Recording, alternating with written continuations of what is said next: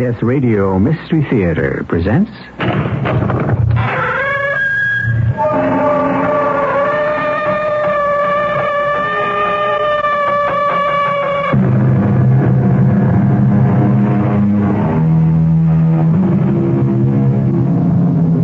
Come in. Welcome. I'm E.G. Marshall. No denying it, there's a great fascination in one man's ability to outwit another by the mere application of wits. We admire a man who is light-fingered rather than heavy-handed. Such a man is, of course, Bradley Layton. Name's familiar? It ought to be. There isn't a police force anywhere in the world which hasn't his name on their most wanted list. Inspector Conway, let me report I've met up with Bradley Layton, our master thief. We're going dancing tonight. Ah, splendid idea. Well, I thought it might be useful to get him out of the way. All I shall need is 2 hours to search his stateroom for the necklace. Congratulations, Miss Lake. You're doing a fine job. Inspector, this is the most pleasurable assignment I've ever had in the cause of law and order.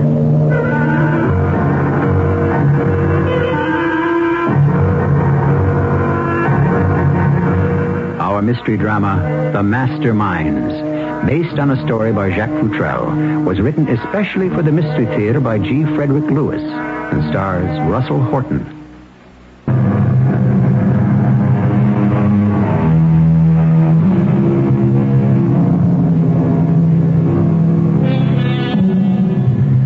When you're at the top of your profession, the word master is added to your trade, such as master builder, master carpenter, master mariner. It's a long list. So it is even in that dubious profession of thievery.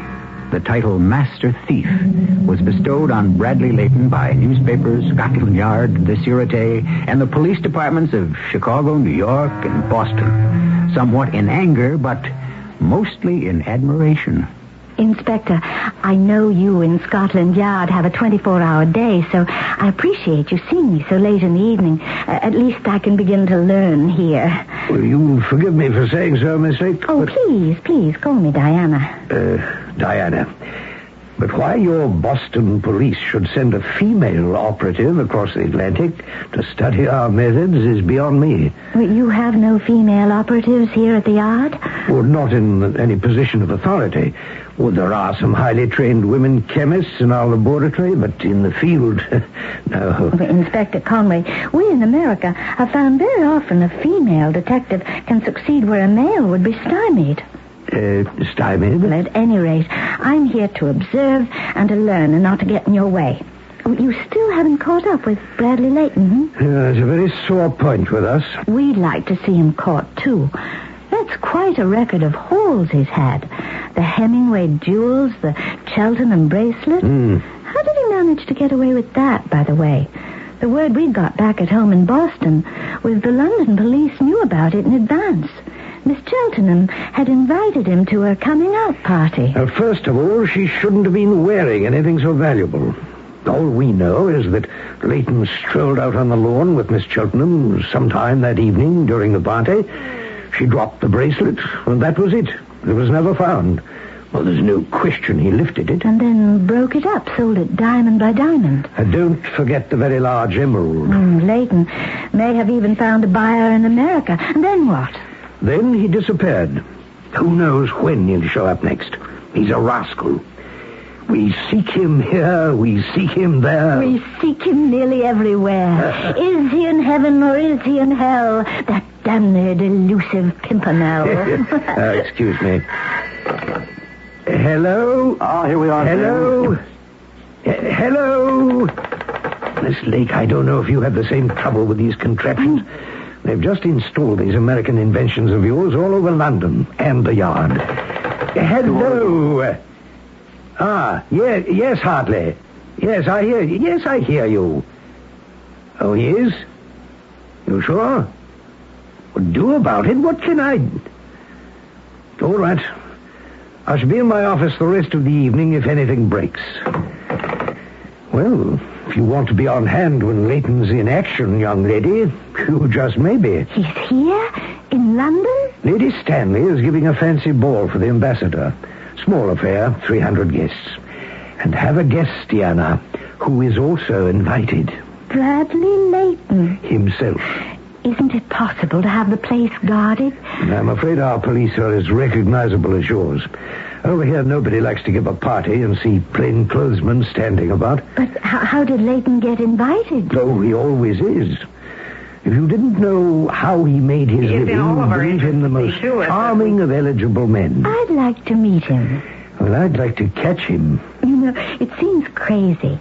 There he is at that ball, putting the finger on someone's jewels, and there's nothing you can do about it. Well, it's probably too late right this minute. The affair started about an hour ago, and Bradley Layton doesn't wait long before he strikes.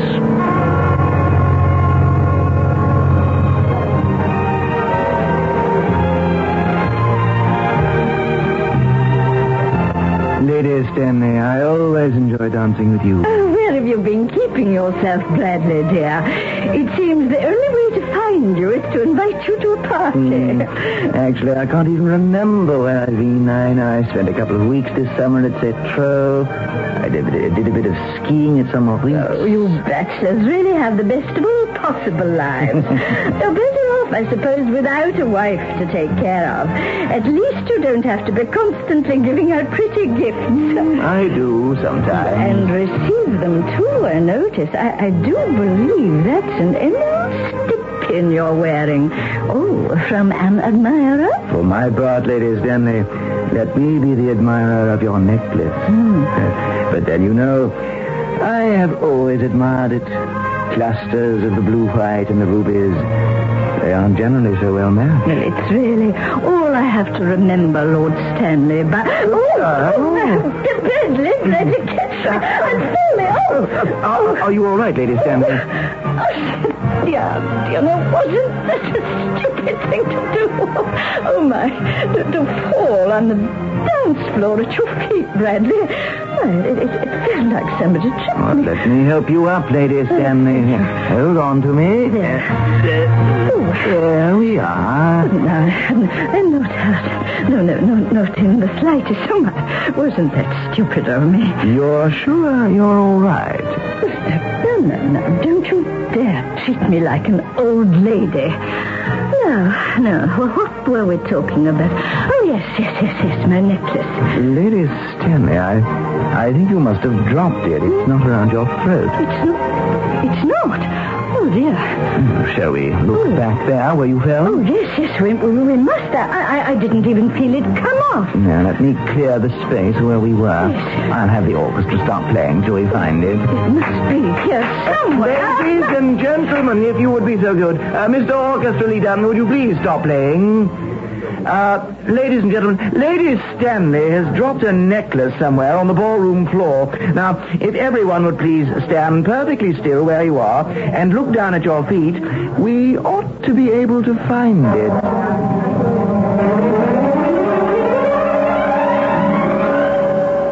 Bradley, dear boy, I feel quite faint. Well, that's why I led you to this sitting room, Lady Stanley, so that the ball could continue and you could get a chance to recover. I cannot understand where the necklace disappeared to. I am distressed. Do you think it's possible to have all of your guests searched?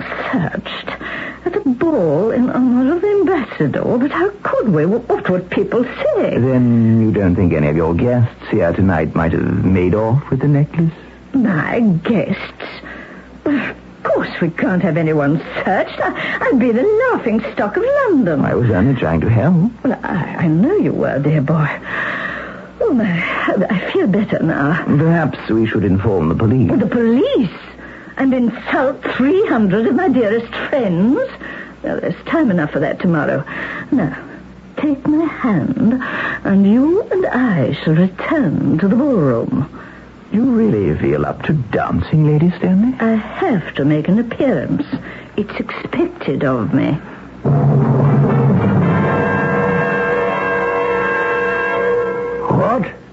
What?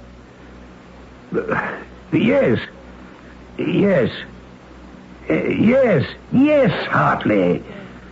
Thank you. Thank you. Well, What did I tell you, Miss Lake? Diana, I knew it would happen. Lady Stanley's necklace was stolen last night at her ball. Serves her right. Wouldn't inform anyone or ask the Yard for protection. £500,000 gone. Vanished. Bradley Layton. Well, who else? Exactly like the Cheltenham case. The only difference, instead of strolling in the dark with one victim, he's dancing with another. Presto, the valuables are gone. What we in Boston call his M.O., modus operandi, method of operation. Oh, yes. Does he always work alone? Well, generally, sometimes with a male accomplice, sometimes a female. But not often. And never the same confederate twice. Of course, we haven't actual proof. Did anyone see him remove the necklace from Lady Stanley's neck? It could only have been Bradley Layton. My assistant just told me that the servants have all been questioned, the butlers, the caterers, musicians, every flunky in the place. But you haven't questioned Layton himself. The damned elusive Pimpernel is not in London. But we'll do the next best thing. Search his apartment here. Yes? What? Well, say that again, Hartley. Hold on. Diana, Bradley Layton is booked to sail for America on the HMS Romantic. Hartley, when? Day after tomorrow. Ah, yes, good news. Now I think we've got him. And then I'll talk to you later. Diana, I have always said that sooner or later a criminal overplays his hand. Bradley Layton, the day after tomorrow, is sailing for Boston. Your hometown, no less. That's good news. Rack your brains, dear girl. Why should a man be sailing to America in midwinter? He's got the necklace, and he's taking it to America to get rid of it. Yes, good thinking. And once our masterminded jewel thief is on that boat, we've got him. There's nowhere he can hide the necklace. Diana, how would you like to be in on the kill? Come with me aboard. We'll have 10 days to stalk our prey. I'd be thrilled, Inspector. I don't think Layton knows me by sight, and he certainly doesn't know you. Oh, I'll be glad to introduce myself to him. He'd never get away with this one, even if we do happen to fail, and I doubt that. In Boston, the American customs officials will find the jewels. KOH in Reno.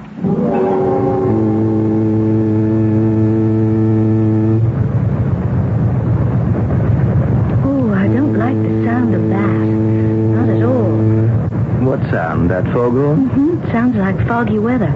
And you know what happened to the Titanic. The Titanic was 10 years ago in 1912. And it wasn't fog they ran into, it was an iceberg. And there are no icebergs on this route? Not a one. Didn't that chap from Scotland Yard I've seen you talking to tell you about ocean voyages by steamship? Mr. Culpepper is from Scotland Yard? Are you sure? Am I sure? He thinks he's traveling incognito. That gentleman's name is not Culpepper. It's Conway. Herbert Conway, Chief Inspector of the Yard. You know him? I'd say over the years I've made a practice of trying to avoid him. Now, if you'll excuse me, Miss, Diana Lake. Miss Lake, I must be off for my morning walk round the deck. I shall look for you after dinner. Perhaps you'll join me in a dance this evening as well. I love to dance. So do I.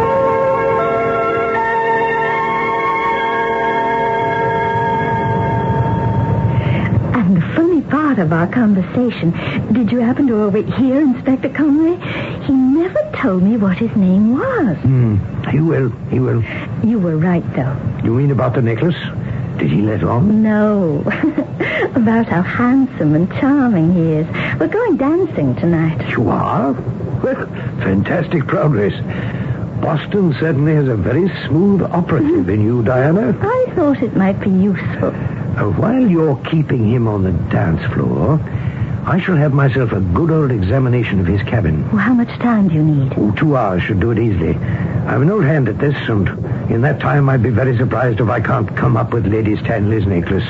Inspector Conway, I would say, this is going to be the most pleasurable assignment I've ever had in the cause of law and order.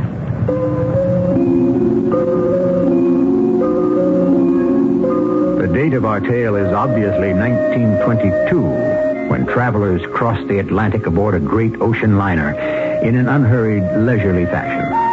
Today, that has changed. I'm not sure for the better. What has not changed is that perpetual chase after the wrongdoers by the right doers. I shall be back shortly with Act 2 of The Masterminds.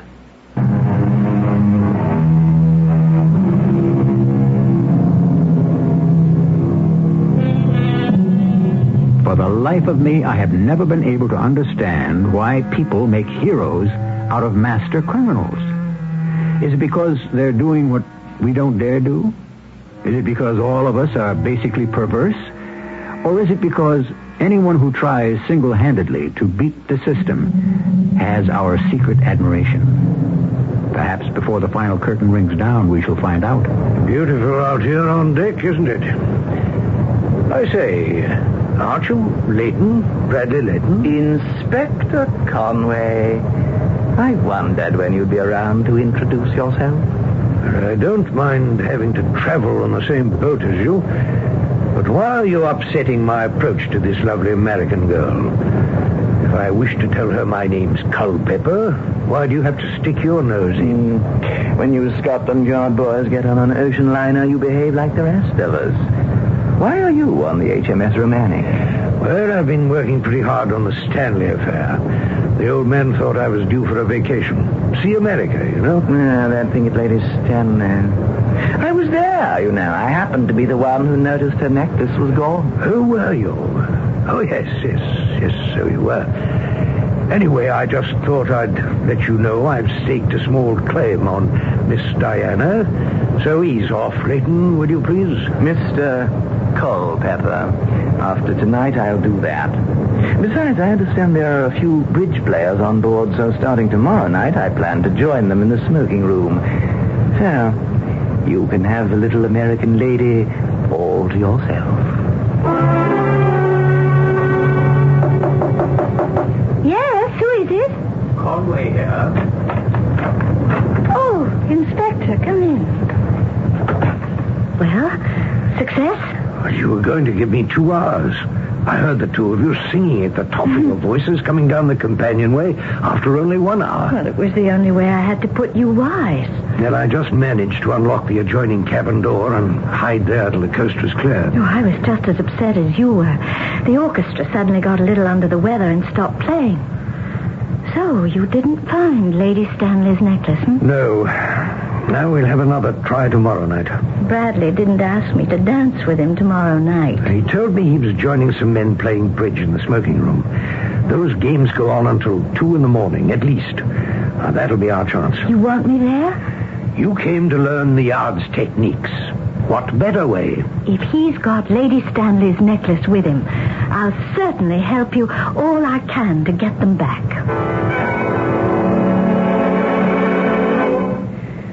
So, this is what his cabin looks like. It's a lot grander than mine. He spends other people's money in great style. Where do we begin, Inspector? I'll admit I'm a bit nervous. First of all, Diana, should something go wrong and Leighton happens to return unexpectedly from his bridge game, before we're through, I'll let you into the cabin next door. Well, supposing someone's there. Well, just apologize, say you must have gotten into the wrong cabin by mistake, and buzz off out through the front door. Don't give them time to think. What about you? Leighton knows who I am. He won't be the slightest surprise to find me here searching his cabin. But I want to keep you out of this. Let him go on believing you're just another American girl on a transatlantic voyage. Understand? Right you are. First thing now, let's take the bed apart. Get the blankets and sheets off. I've got them. Now, let's see. I'll go over the mattress carefully and see if he's cut apart any of the stitching. Just enough to hide the necklace. Fine. I'll check the pillows, blankets, and so on.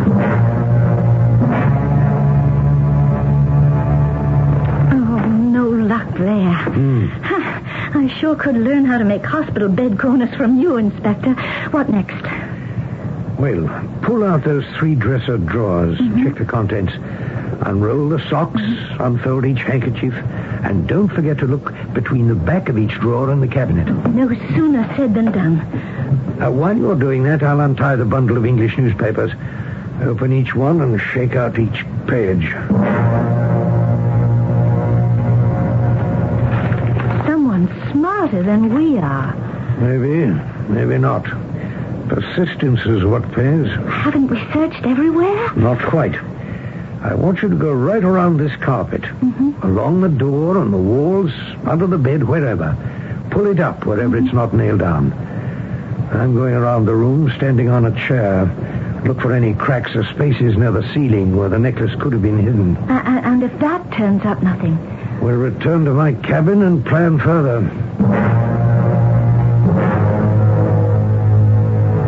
Your cabin has a porthole, Inspector Conway. Mine hasn't.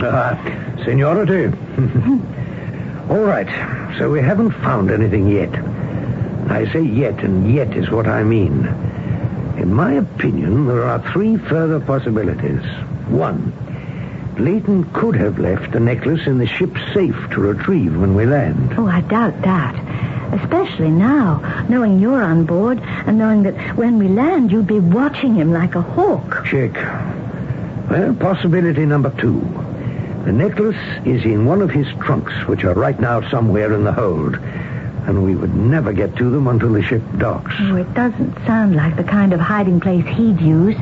He'd know you'd alert the U.S. Customs. What does that leave us? Possibility 3. The necklace has got to be on his person. Oh, pretty nervy. That's what he is. I think I should take me a stroll into the smoking room and examine Bradley Leighton myself from toe to head. What are you going to do? Undress him? My approach will be that of a vacationing member of Scotland Yard who is unsuccessful in containing his liquor.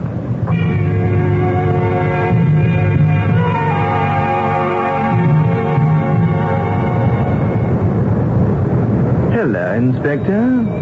Oh, hello, Leighton. The seas are awfully rough today. How is the gentleman from Scotland Yard this morning? Still feeling no pain after last night? I'm afraid I shouldn't have mixed the grape and the grain. How did you know? Don't you remember? You helped me to my cabin, and I seem to remember that. That's all you remember? Is there more? Well, about midnight, Conway, you appeared in the smoking room, a little, shall we say, unsteady on the pin. Plastered? To the walls. You came up to where I was playing a hand and put your arms around me. You don't remember any of that? I stood up, excused myself to my bridge partner, but you wouldn't let go of me. So I half carried you to your cabin, old boy. Oh, dear. What can I say? I had the devil's time with you, Conway. You kept hugging me in a most embarrassing fashion. Oh, I am ashamed. What can you think of me? Shall I tell you? If you were pretending in order to frisk me, you're wasting your time. I know nothing about Lady Stanley's stolen necklace other than I happened to be dancing with her the evening it disappeared. Good day, Inspector Conway. Or should I call you Culpepper? For I see that young American lady heading this way. I'd walk that walk with exercise, Inspector. It will help. Good morning, Mr. Culpepper. Good morning, Miss Legg. No luck, I gather. How did you know? No knock on my cabin door last night. He's as smart as they come. I went through my entire tipsy repertoire to no avail. He didn't have the necklace on him. No, he didn't.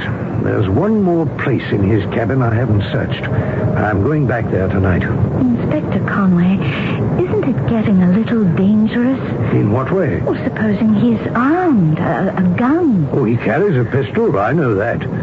But Leighton never uses a gun when he has the upper hand, only to defend himself. But if he found you in his cabin... You don't know the man, Diana. Force offends him.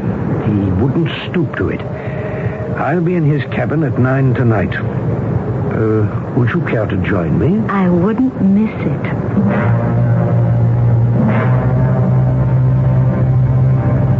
look up there. Mm-hmm. See those ventilation ducts overhead? Now, I'll stand on the bed and pry loose the front part.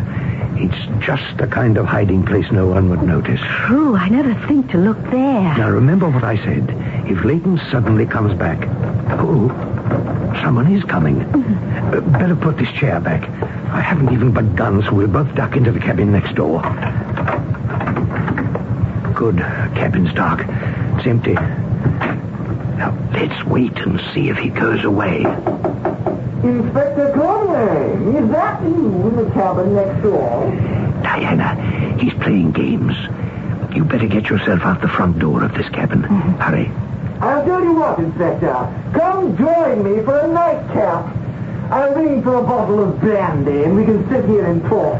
Maybe I can help you find what you're looking for. Hold on, Diana. I'll unlock the front door for you. But what about you? Bradley Leighton always serves extremely rare brandy. It makes our relationship a pleasure.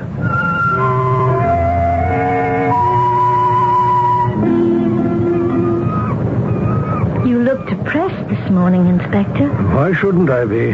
We're nearing land. I'm annoyed and angry, but not defeated. Maybe his sailing to America had nothing to do with the necklace. Isn't that possible? My instinct tells me Lady Stanley's jewels are on this ship. No, he's probably got them in his trunk, or in one of them. Well, then there's no problem. We'll be in Boston Harbor in 2 hours or so, and I'll go send a radio message to the head of the Customs Service. My boss, Chief O'Rourke, knows him personally. I'll tell him to go through every piece of luggage Leighton's got until he comes up with the necklace.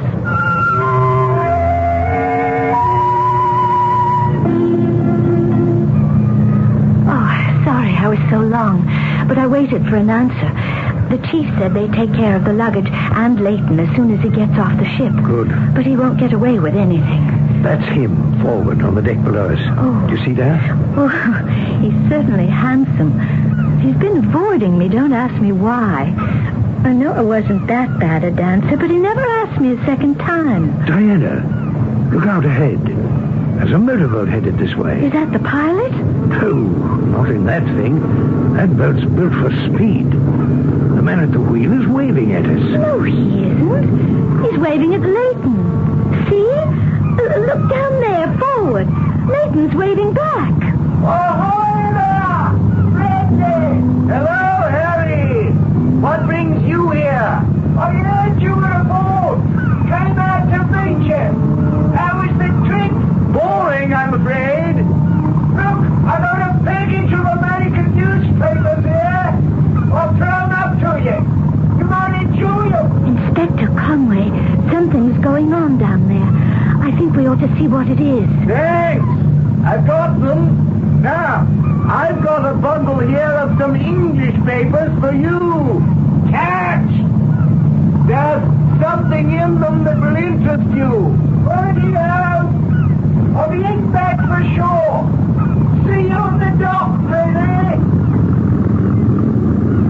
Inspector, aren't you going to do something? By Jove. There goes the necklace. Diana, tell the wireless operator to get you the Coast Guard. Explain the whole thing. That motorboat's got to be intercepted and searched. And to think I'm standing 25 feet from the whole transaction doing nothing. If I were my chief, I'd fire myself.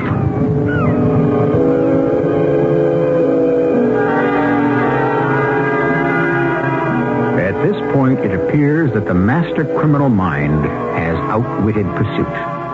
As always, I ask myself, what will happen when two antagonists on opposite sides of the law are pitted against one another? And then I realize that is precisely what the third act of Mystery Theater is for. In short order, I shall be bringing that act to you.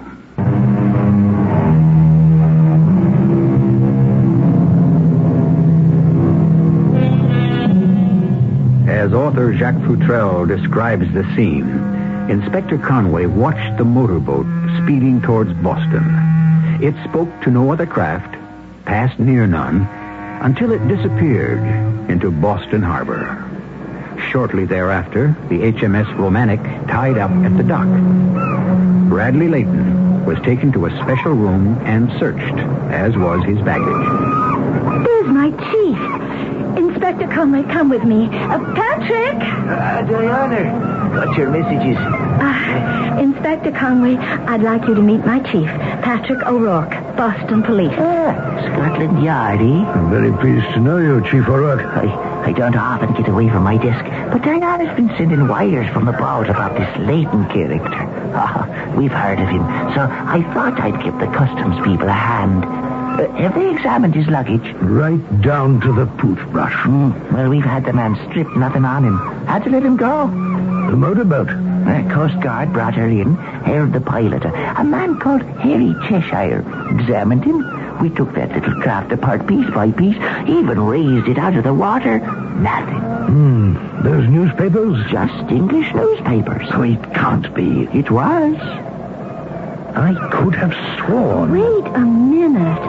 Patrick, isn't there a few minutes when she's rounding the breakwaters to get into the harbor that she was out of sight?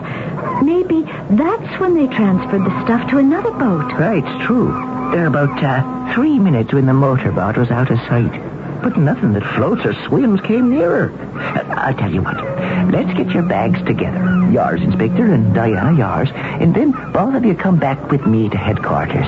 We'll sit down, you give me all the background on this jewel thief, and if I can help, I'll be glad to.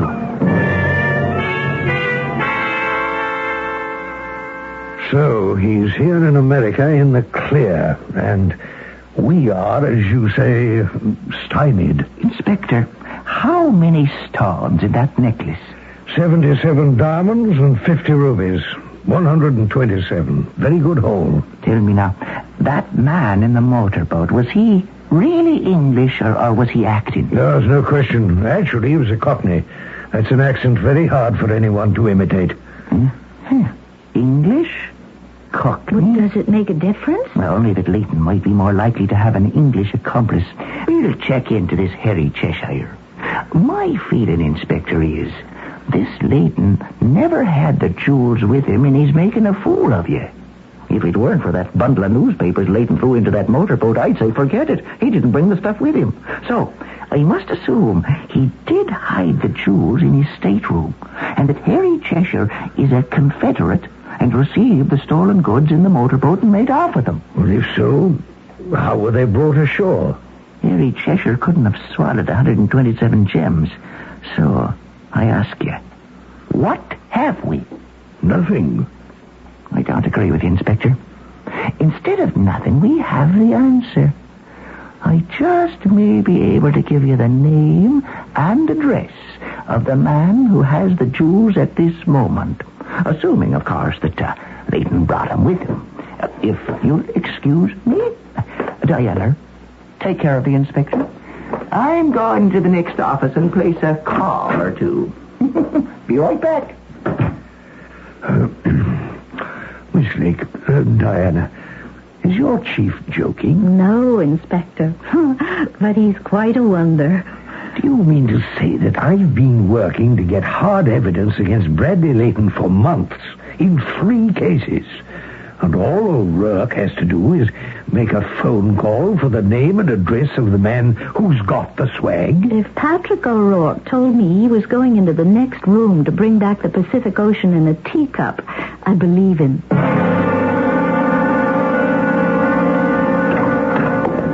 I think I got it for you. I wrote down the name, Inspector. Here. Oh, no, see if you can read my writing. Henry C.H. Manderling. Scituate. What's a Scituate? It's a town in Massachusetts. Here, I'll show you on the map. Henry Manderling has probably got the necklace right now, in whole or in part. Diana, it's your assignment to go on insisting the inspector and find him somewhere to stay, somewhere near Scituate. Is that all you're going to tell us, Patrick? It's the inspector's case. Well, let's go then. All the stones will be unset, and you'll probably find them in miniature oilskin bags, about as small as your little finger. We'll follow it up, Chief. And when we apprehend Leighton and Cheshire and Manderling, we'll call you. No, don't thank me, Inspector Conway. Hands across the sea. I'm sure the yard would do the same for us.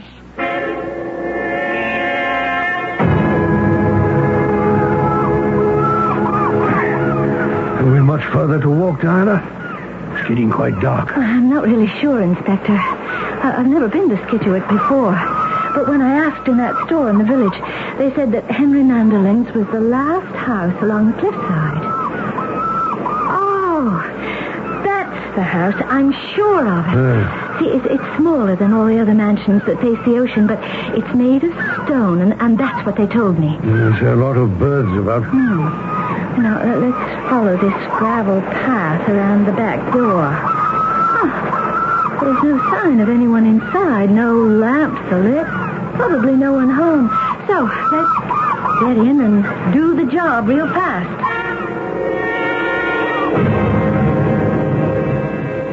Diana! Diana, come here. I'm in the kitchen. Are you all right? Have you found something? Shine your torch onto the table where I have mine. My torch. Oh, yes, my flashlight. No, wait a second. I'll put my gun in my other hand. Well, how do you like that? Where did you find them? Hidden inside the sugar bowl? Little tiny oilskin bags. Just like the chief said. Oh, open one of them, Conway. Let's make certain. Here, right on the table. Oh. Beautiful, aren't they? Oh. There's no question. Those are the stones from the Stanley necklace. Oh, it didn't take you long to find them, Inspector. Well, I felt so awkward in front of your Chief O'Rourke to have come 3,000 miles empty-handed that when he told me where to look, I would have felt the greatest fool in the world if I hadn't found them. Shh! Someone's coming. Douse your light. Yeah. After that little walk along the cliffs, Harry, I think a drink is in order. Now, where do you keep it?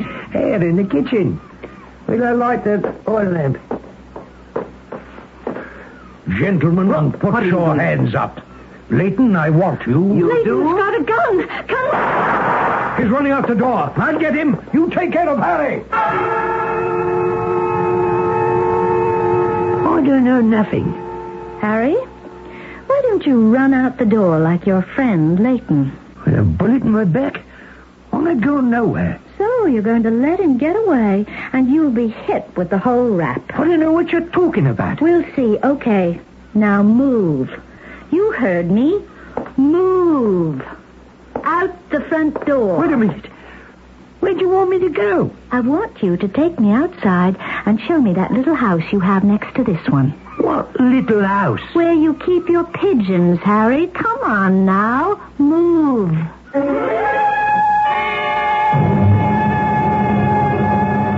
Homing pigeons, Diana. You hit the nail on the head. Patrick, you knew that all along. Conway, don't you think Scotland Yard ought to make our Diana an honorary member? I saw those pigeons roosting when Inspector Conway and I went up to search the house. Well, I seem to be the only one who didn't notice the difference between pigeons and seagulls. Inspector Conway, you found the jewels. And that's, after all, what you came to America for. Yes, but I lost Bradley Leighton. He disappeared over those cliffs like a ghost. Now, we phoned the Scituate police. Asked them to put up a roadblock, but no luck. Well, too late. Don't feel too badly, Conway. Now, we got Harry Cheshire, so even if Leighton is loose, he'll never have his accomplice. Who was Henry C. Manderling? Henry C.H. Manderling. Henry C.H. Is he Harry Cheshire? My long shot. You see, it had to be homing pigeons. What else could have scammed out of that boat without being noticed? You know, birds in the water. People would think seagulls like you did. Easy enough to tie the bags of stones to their feet. Up they went, homeward bound. That wasn't a long shot. No. I called the Homing Pigeon Association. What Englishman living around here kept a couple of dozen homing pigeons? And they gave me the name. How can I thank you, Chief?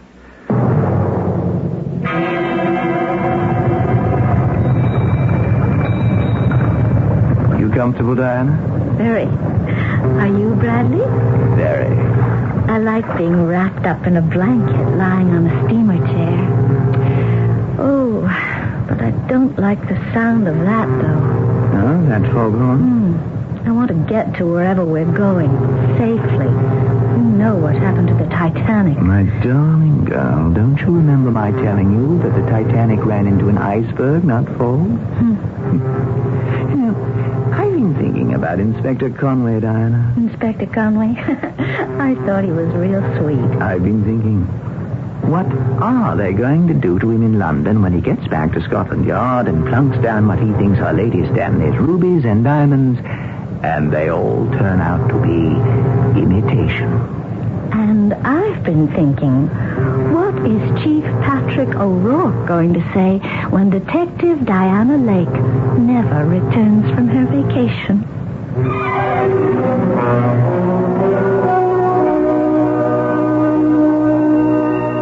Fortunately for law-abiding citizens, a Bradley Layton, a mastermind who can conceive and execute a robbery of such magnitude, doesn't appear on the police blotters every day of the week. However, unfortunately, all the cunning ones have not been caught.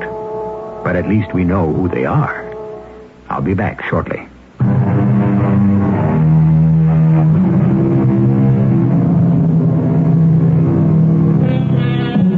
We were speaking of cunning, but we can comfort ourselves that eventually a cunning person overreaches no one but himself. As Ben Jonson put it, cunning derives its effectiveness from the credulity of others. It really requires no extraordinary talents to lie and deceive. Our cast included Russell Horton, Carol Teitel, and Court Benson. The entire production was under the direction of Hyman Brown. This is E.G. Marshall inviting you to return to our Mystery Theater for another adventure in the macabre. Until next time, pleasant dreams.